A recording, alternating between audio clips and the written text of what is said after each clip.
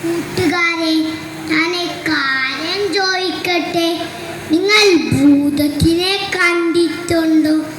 ചോര കണ്ണും വലിയ കുമ്പലും തൂങ്ങിയാടുന്ന ചെവികളുമുള്ള ഭൂതത്തിനെ,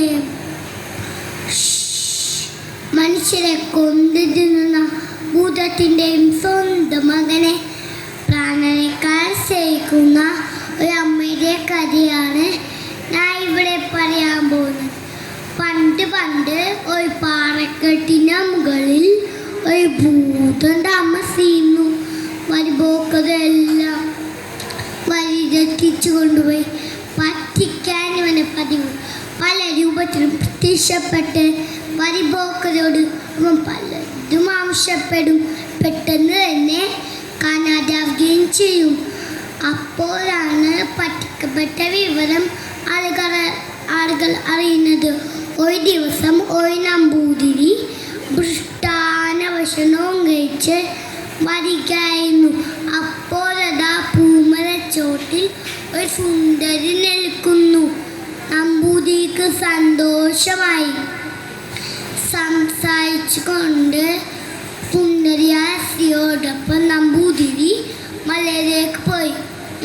അങ്ങനെ പോയ നമ്പൂതിരിനെ പിന്നെ ആരും കണ്ടിട്ടില്ല. ആയിടക്കാണ് കുന്നിൻ ചെരുവിലെ നങ്ങേലിൻ്റെ മകൻ എഴുത്ത് പഠിക്കാൻ പോയത്. നല്ല തങ്കക്കുടം പോയിട്ട് കുട്ടിയെ കണ്ടപ്പോൾ ഭൂതത്തിനൊരാശ. ഭൂതം ഒരു പെൺകിടാവിൻ്റെ വേഷത്തിൽ വന്ന് കുട്ടിയെ കൊണ്ടുപോയി. സന്ധ്യയായിട്ടും കുട്ടിയെ കാണാതെ നങ്ങേലി മലമുകളിൽ തിരക്കി നടന്നു. അപ്പോഴാണ് വഴിയിൽ ചാത്തനെ കണ്ടത്. നങ്ങേലി ചാത്തൻ്റെ അടുത്ത് ചോദിച്ചു, എൻ്റെ ഉണ്ണി വരി എവിടെയെങ്കിലും കണ്ട ചാത്ത? ഊതം രാട്ടിയെ ആ മലമുകളിൽ കളിക്കുന്ന കണ്ടു. കൂടെ കൊച്ചി തമ്പുരാട്ടും ഉണ്ടായിരുന്നു. മലമുകളിലെ ഭീകരനായ ഭൂതമാണ് തൻ്റെ ഉണ്ണിയെ കൊണ്ടുപോകുന്ന നങ്ങേലി ഞെട്ടലോടെ മനസ്സിലാക്കി. നങ്ങേലി കരഞ്ഞുകൊണ്ട് ബോട്ടിനടുത്തേക്ക് പോയി, അല്ലയോ കൊഞ്ചല്ല ഭൂതമേ, എൻ്റെ ഉണ്ണിയെ തിരിച്ചു തരും.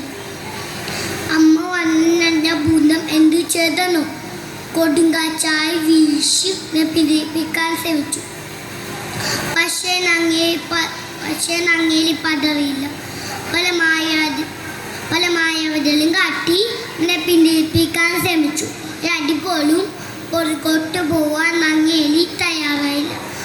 അവസാനം ഭൂതം പറഞ്ഞു, നിന്റെ 2 കണ്ണുകളും ചൂന്നെടുത്ത് എനിക്ക് തന്നാൽ ഞാൻ നിന്റെ ഉണ്ണിയെ തിരിച്ചു തരാം. പാവമ്മ ഉണ്ണിയെ കിട്ടാൻ 2 കണ്ണുകളും ചൂന്നെടുത്ത് ഭൂത്തിനെടുത്തു. ഭൂത്തിൻ്റെ സൂത്രം കേൾക്കണ്ടേ?